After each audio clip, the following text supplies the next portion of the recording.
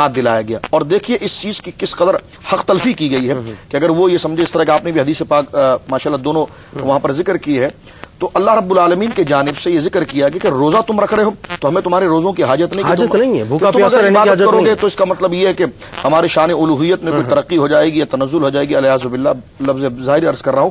فرمائیے صرف معاشرتی نظام تم سے متعلق جو رشتے ہیں جو تعلقات ہیں اور تم سے متعلق جو شعبے جات ہیں ان کے اندر وہ اطمینان اتفاق اعتماد اور امانت کی فضا باقی رہے. ٹھیک بالکل صحیح. اب اس چیز کو ذکر کرتے ہوئے حدیث پاک کے اندر ذکر کیا کہ اگر کوئی شخص روزہ رکھے اور حدیث پاک کے جملے ہے کہ من لم یدع قول الزور والعمل به کہ جھوٹ اور ہر وہ چیز جو برائی کی طرف بلاتی ہے. اور معاشرے کے اندر میں بار بار معاشرہ اڑوس پڑوس رشتہ داری کی بات اس لیے کر رہا ہوں کہ یہ ساری تمام تر عبادات ان رشتہ داری اور ان تمام چیزوں کو جوڑنے کا نام ہے. ہم اس فکر سے غافل ہو جاتے ہیں. تو رب کریم نے فرمایا کہ اگر یہ رشتہ داری یہ جو جھوٹ ہے یہ اگر تمام برائیاں جس پر تم عمل کرتے رہو اور پھر تم کہو کہ میں نے کچھ کھایا نہیں پیا نہیں تو رسول مکرم صلی اللہ علیہ وسلم فرماتے ہیں کہ رب کریم نے ارشاد فرمایا فلیس للہ حاجۃ فی ان یدع طعمہ وشرابہ.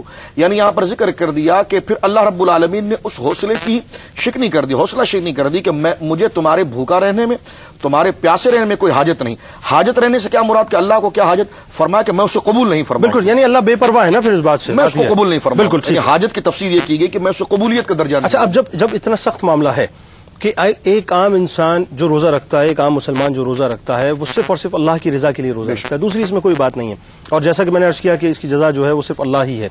جب انسان کو یہ پتا ہے ایک مسلمان کو یہ پتا ہے اس کے بعد وہ دانستہ جب جھوٹ بولتا ہے چاہے وہ کسی بھی سطح پہ معاشرے میں بات کر رہا ہوں کسی بھی سطح پہ اس پہ کلام کرتے ہیں تو اس پہ جو وبال ہے وہ بنیادی طور پہ کیا ہے. ناظرین رہیں گے آپ ہمارے ساتھ اور ہم رہیں گے آپ کے ساتھ. انوار رمضان میں آپ سے ملاقات ہوتی ہے ایک مختصر سے وقفے کے بعد. انوار رمضان کے ساتھ ایک بار پھر آپ کا میزبان محمد جنید اقبال حاضر خدمت ہے. شاہ صاحب یہ فرمائیے کہ جب اتنا سخت وبال جھوٹ بولنے کا اور یہ بھی دیکھا جاتا ہے کہ معاشرے کے اندر جو جتنا جھوٹا ہو جتنا ڈرامے باز ہو جتنا مکر و فریب کرتا ہو جتنی جعل سازیاں کرتا ہو جتنی الفاظوں کی لچھداری کرتا ہو اور جتنا وہ تھرک تھرک کر لوگوں کو تھرکانا جانتا ہو لوگ آج کل اسی کو فالو کر رہے ہوتے ہیں. لیکن حیران کن بات یہ ہے کہ ہم اس بات کا بھی پاس نہیں رکھتے کہ یہ ایک مہینہ اس ایک مہینے میں روزے کی حالت میں بھی ہمارے وہی کام ہوتے ہیں. وجہ کیا ہے آخر؟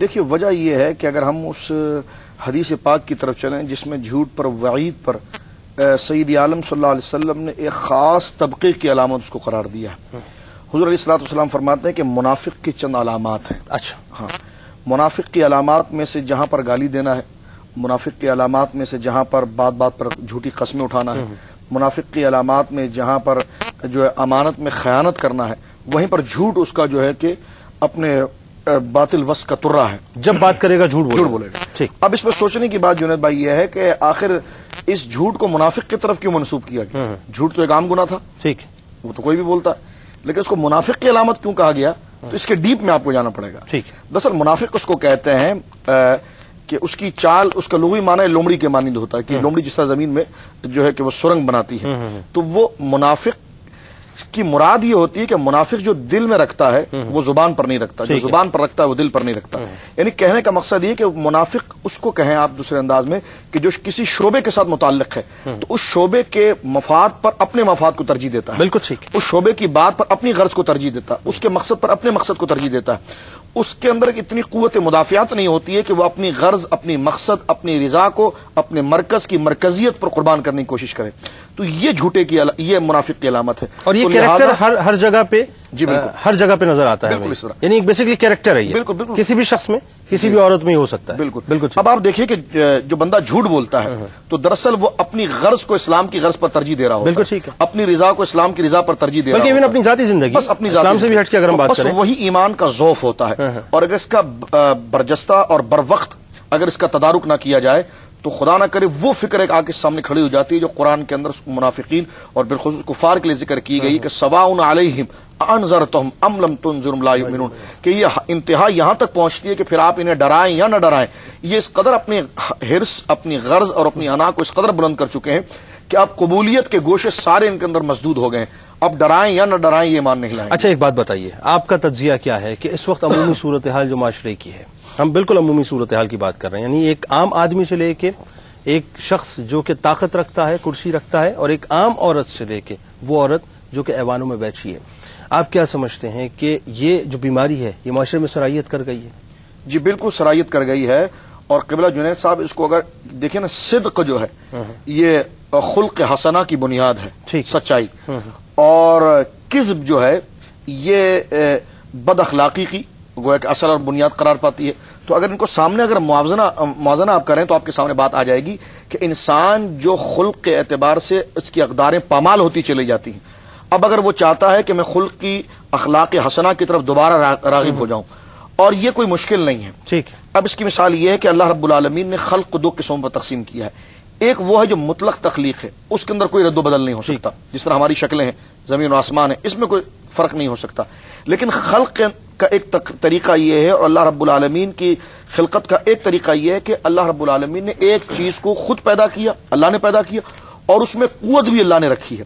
لیکن انسان کو خارج میں رکھا ہے کہ انسان اپنے فعل کے ذریعے اس کو ترقی دے سکتا ہے. مثال کے طور پر ایک بیج کو آپ دیکھ لیں، بیج کے اندر پورا درخت ہے، بیج کو خدا نے پیدا کیا، درخت بھی اس کے اندر موجود ہے، لیکن خارج سے جب انسان اس کے ساتھ کوشش کرتا ہے تو تناور درخت بن جاتا ہے. تو یہ خلق کے تمام اقدار آپ کے اور میرے درمیان موجود ہیں، لیکن ہم اس کو استعمال نہیں کرتے، لہٰذا ہم پسپائی کی طرف جاتے ہیں. اچھا ایک بات مجھے اور بتائیں کہ گھر کا شیرازہ، گھر کے شیرازے لے کے قوم کے شیرازے تک کی بات کرتے ہیں، جن کو اللہ نے اتھارٹی دی یا جن کے پاس اتھارٹی نہیں ہے، میں اس وقت بات مطلقاً کر رہا ہوں.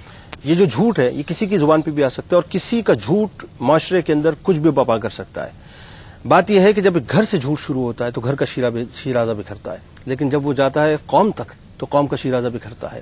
یا وہ لوگ کہ جن کی باتوں کی سے ہے، ٹھیک، جن کی بات کی اتھارٹی ہے، جن کے ورڈز کی اہمیت ہے، جب وہ متواتر جھوٹ بولتے ہیں اور تواتر سے جھوٹ بولتے چلے جاتے ہیں صرف اور صرف اپنی پوزیشن کی مضبوطی کے لیے، اپنی طاقت کے لیے، اپنی کرسی کے لیے، یا اپنی سے کے لیے معاشرے میں، تو آپ کیا سمجھتے ہیں کہ وہ کس حد تک وبال کا شکار ہوں گے؟ کیونکہ ان کے اوپر ایک بہت بڑی ذمہ داری ہے. وہ تو بس سخت بھیانک انجام اس کے ہوتے ہیں. جس طرح کہ آپ نے کہا کہ جس کے الفاظوں کی قدر و قیمت ہوتی ہے، جس کے منصب کی ایک حیثیت ہوتی ہے، تو اگر وہ لوگ جھوٹ بولنا شروع کریں تو یہود کا دیکھیں کہ یہود کا پورا نظام جو تہبالا ہوا، اور یہود کا جو پورا نظام اور اس کی پوری ملت جو ہے وہ اس کے شیرازہ بکھیر گیا.